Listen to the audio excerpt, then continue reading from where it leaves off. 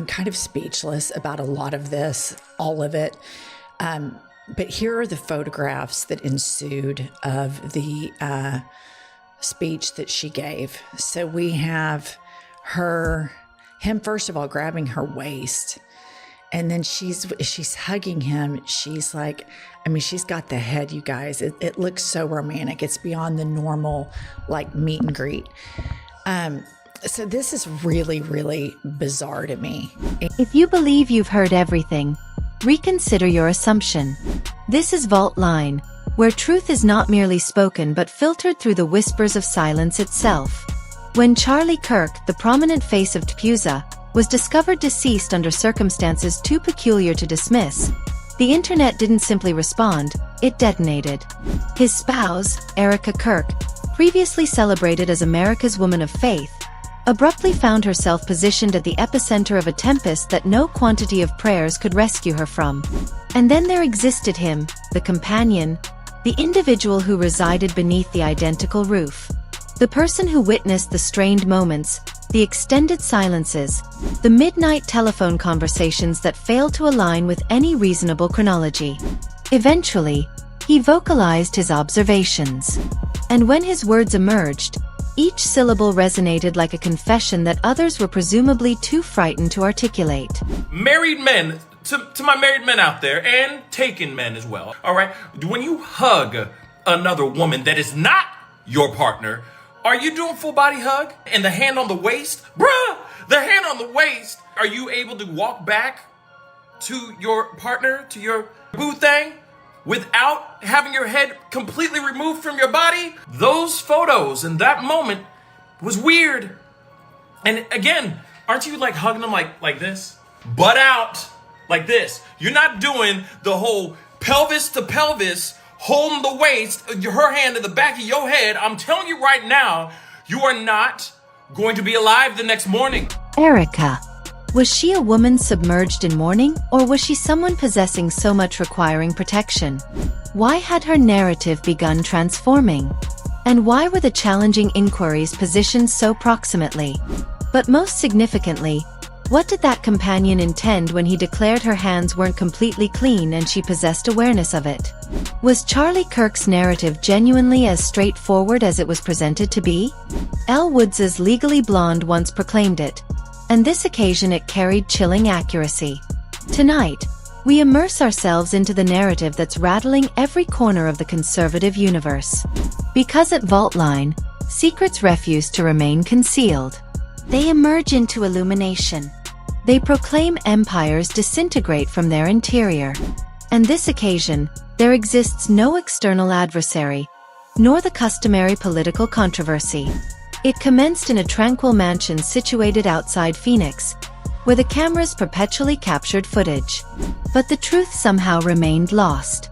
You right now that it is real, that it is painful, it is brutal. And I'm standing here before you, willing to take the hate, willing to take all the negative messages and tell you that I beg you to wake up, to speak out, and to not fall for this. Charlie Kirk, the golden boy of the conservative movement, the face of Turning Point USA, who constructed an empire upon slogans, theatrics, and conviction, possessed everything. Power, influence, financial resources, a wife who maintained her smile beside him through favorable and unfavorable circumstances, and a brand that marketed patriotism like fragrance. But when the illumination extinguished, those positioned closest to him commenced observing fractures in that seemingly flawless picture. And those fractures revealed more than exhaustion or political pressure. They revealed a profound fear. His wife, Erika Kirk, had extensively been perceived as his tranquil companion. She executed the role impeccably, gentle, loyal, present at his side in every moment before the media. Let me tell you something. My husband has a lot of female friends. I've met all of them. We're real cool, we're cordial. Don't none of them hug him like that, because it will be a conversation.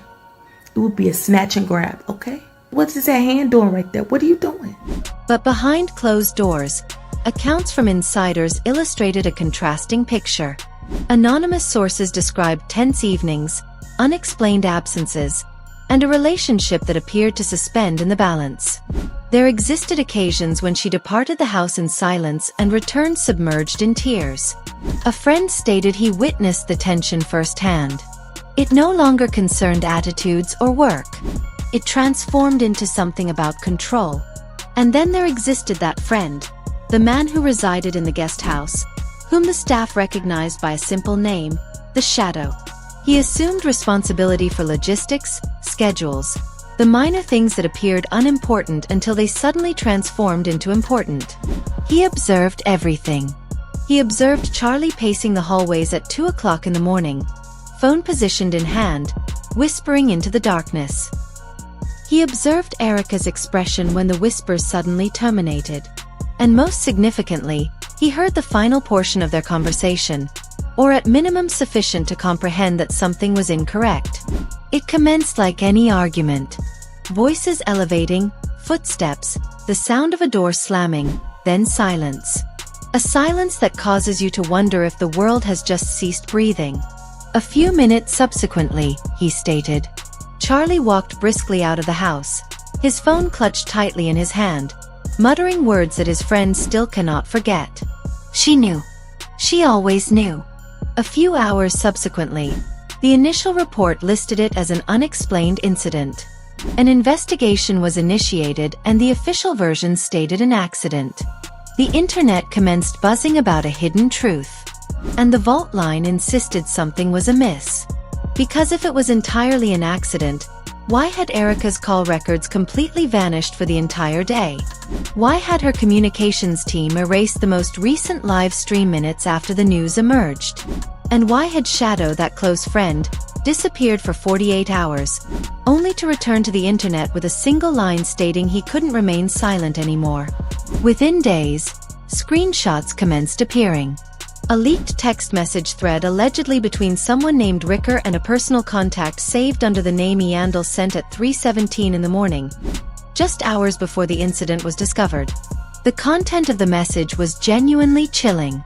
He's about to ruin everything. If that happens, stay calm. No one could verify their accuracy. But in narratives like this, verification is sometimes less significant than perception. And perception can erase a reputation faster than anything else. The comment sections were chaotic. Everyone whispered the identical thing. This is what transpires when power encounters secrecy. Check the security cameras, everyone. She deleted them for a reason.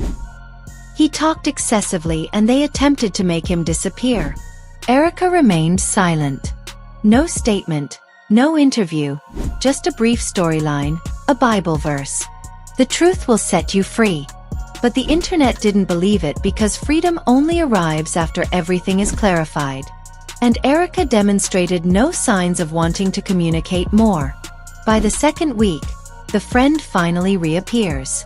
His video spans only 3 minutes in duration, grainy, dimly illuminated, filmed in what resembles a warehouse or storage area. He appears frightened, nervous, but determined. And his first words are straightforward. I can't protect her anymore. Then the narrative begins unfolding about the tense days preceding Charlie's departure. Strange texts. That evening, the friend stated he had to take his phone for safekeeping, and the calls that correspond with the time of his disappearance had been deleted. I don't know what she did, he stated, but I know she did something. Her hands are dirty and she knows it. Those 12 words changed the entire narrative. Every podcast, every blog, every reaction channel immediately seized upon it. Hashtags like Erika Knows, Kirk Files, and Leak Bar spread overnight. The narrative was instantly reshaped. And Erika Kirk, from a role model in her community, was suddenly a suspect in her own marriage. For a woman who once stood on stage hosting seminars on trust, honesty, and the journey to self-worth, the contrast was shocking. Internet sleuths began excavating old clips. She talked about loyalty. She stressed the importance of truth. She insisted that sincerity should be placed above all else. One viral post displayed a collage of her smiling on television with the caption stating she told us to trust her and we did. Insiders began hinting at possible motives including jealousy, finances, or lingering rifts in the relationship.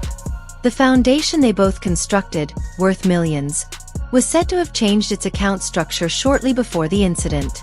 Rumors began spreading that Charlie had plans to relocate control away from Erika. An anonymous employee leaked a draft email he allegedly composed just 2 days before his departure. Next quarter we separate assets. No exceptions. If that email is authentic, and we're not claiming it is, someone may have had more to lose than anyone else. But the strangest portion was Erika's reaction. Even after her friend posted the viral video, she didn't deny it, didn't explain it, just added another Bible verse. "Vengeance returns to mine, says the Lord." To her supporters, it was faith. To her critics, it was a message tinged with arrogance. One viral comment stated, "Girl, he's deceased. This is not the time to be quoting like that." But beneath the chaos, something else was moving quietly. Investigators quietly began retrieving old security records from the Kirk family residence. A person believed to be a detective anonymously shared with local media stating they're reviewing the anomalies and the timestamps. In other words, someone else may have provided inconsistent information. And from that moment, Erika Kirk officially transformed from the image of the bereaved spouse to a controversial figure, at least in the court of public opinion. Meanwhile, the Vault Line inbox was flooded with unverified reports. Former assistants, former employees, even neighbors, all stated they had seen strange deliveries right before the incident. One message marked urgent stated, "Check the garage. That's where he keeps his spare phone." The same night the message appeared, the garage was cordoned off for additional inspection. Coincidence? Perhaps. But if you've been following Vault Line sufficiently long, you comprehend that coincidences like that always transpire at the wrong time. Yet, there are still more questions than answers. Why was Erika's wedding ring absent from her finger in the first photographs after the incident? Why did she appear in an exclusive interview just weeks subsequently, smiling, serene, with a brand new ring on her finger? And who was the mysterious man who appeared in the background of her live stream? A stream she abruptly interrupted just as viewers began to notice his presence. Each clue draws the audience deeper in. And each moment of silence from Erika only makes things more confusing. Because silence is not innocence. Silence is a strategy. And as the internet waited for her to speak, the friend's words rang louder than any declaration. Her hands are dirty and she knows it. Now, months subsequently, that statement sounds like a prophecy. A kind of prophecy that doesn't disappear. It just fades but never completely vanishes. Because once betrayal or even the suspicion of betrayal has crept into the public memory, you can't erase it. You can't pray it away. And you certainly can't control who tells the next chapter of the narrative. But what transpired next? Even Erika's critics couldn't have predicted it. On the day her friend's video suddenly disappeared, the internet didn't sleep. Every corner of social media was ablaze.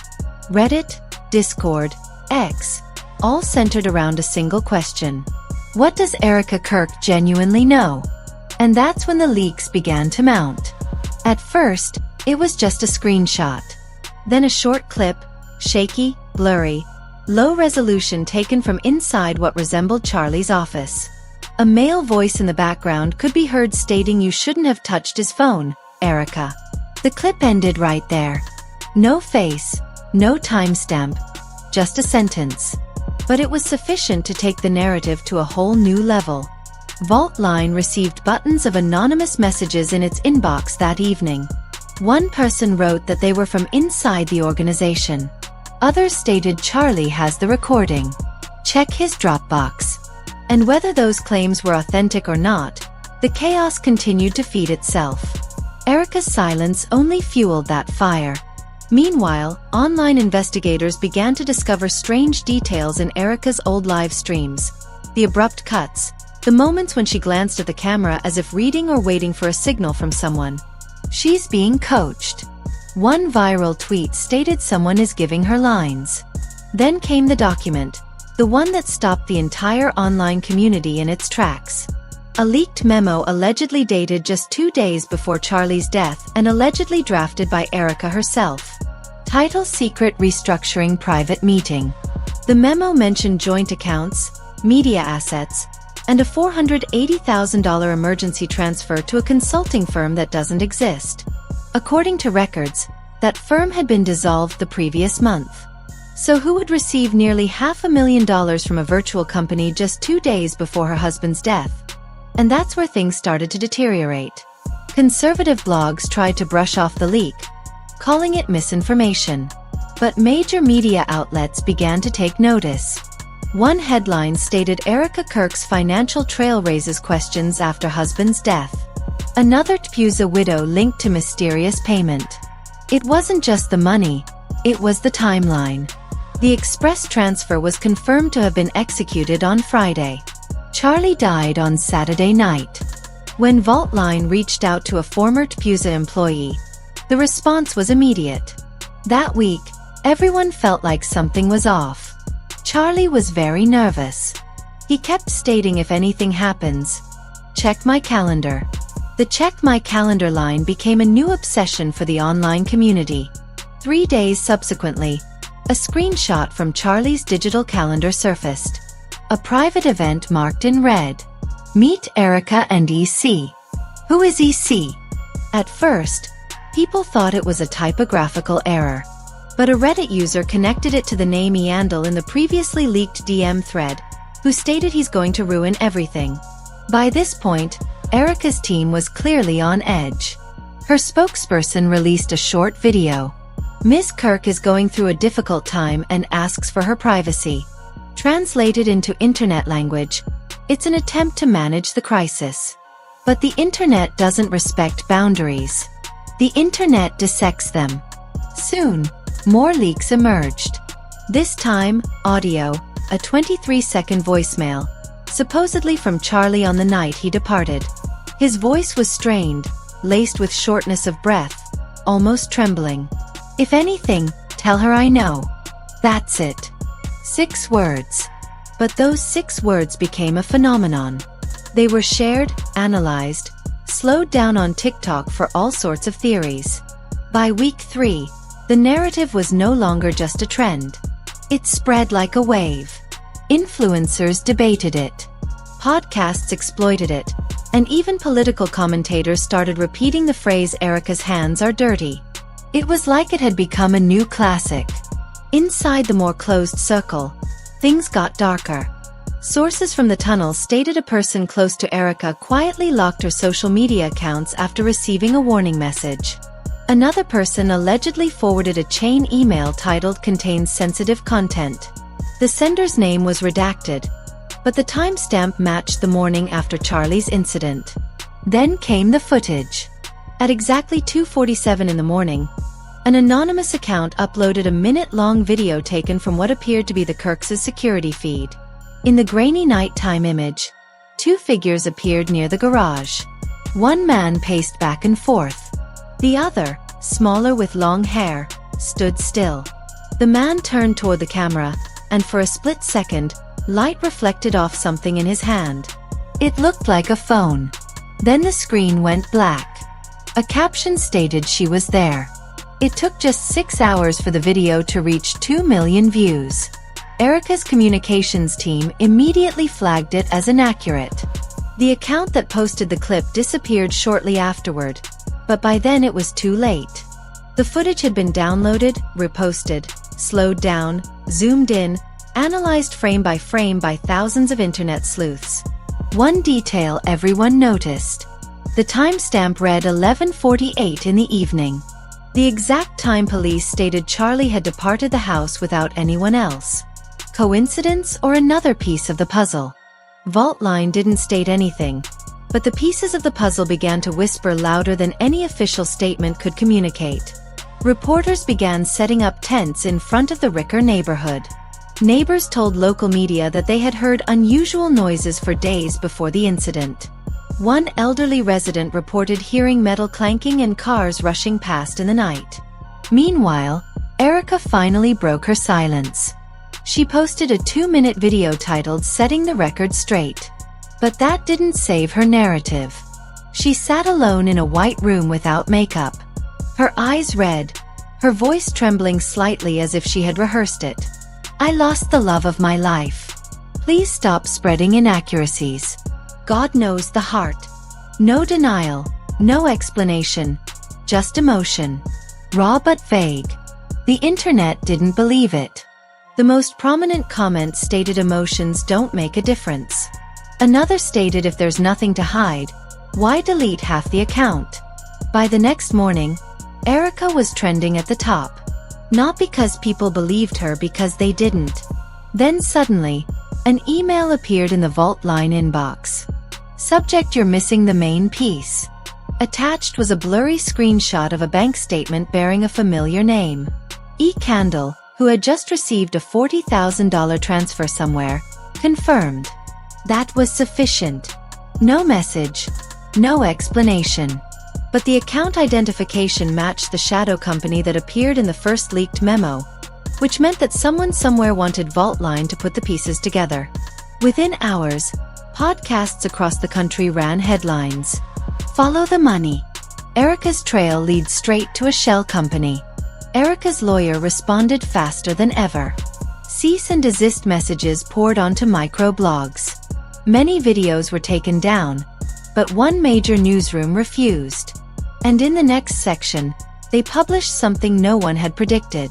An anonymous report from law enforcement stated that a secondary phone registered to the Kirk household had not been found. That phone, the same device that the urgent source had suggested Vault Line should check in the garage. Coincidence or a sign of a deliberate leak from within the investigation? From that point forward, the narrative was no longer about pain or loss. It became about exposure. Even Erika's former supporters began to drift away. Faith organizations quietly removed her from upcoming events. Sponsorships froze, and her silence gradually became the accusation the internet considered most explicit. The tunnel wasn't over yet, though. Late one evening, a message from an unverified account appeared, supposedly from someone inside TPUSA. The message simply stated, "You're close, but the call isn't coming from inside the house." That line turned the entire narrative upside down. If the call wasn't coming from inside the house, then who did it? And why was Erika still acting as if there was something to cover up? Just when everyone thought the narrative couldn't get any more twisted, a new name appeared. This time, it wasn't an anonymous leak. It wasn't a whisper from Reddit.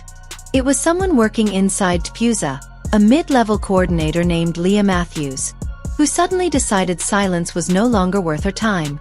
Leah's post was posted at midnight. "I used to work with Charlie. I saw the email. I know who Candle really is." Minutes subsequently, a screenshot of her post was everywhere. Vault Line was tagged in hundreds of discussion threads. According to Leah, Candle was not a company, not a business contact. It was a pseudonym Erika had been using to communicate with someone for months. Someone outside the organization. Someone with access to her finances and personal data. Then Leah posted something else. A single photograph. A close-up of a hotel registration form dated exactly 3 weeks before Charlie died. Guest names Candle and Kirk. The same handwriting, the same pen, the same signature. That image made the whole narrative explode again. Within hours, Erika's legal team tried to shut down the whole narrative, calling it a falsified document aimed at someone going through a loss. But Leah wouldn't back down. She posted another message.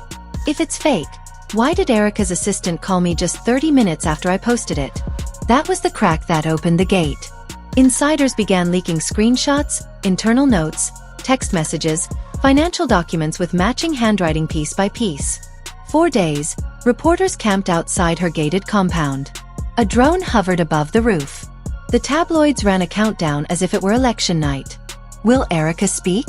But she didn't. Instead, she disappeared.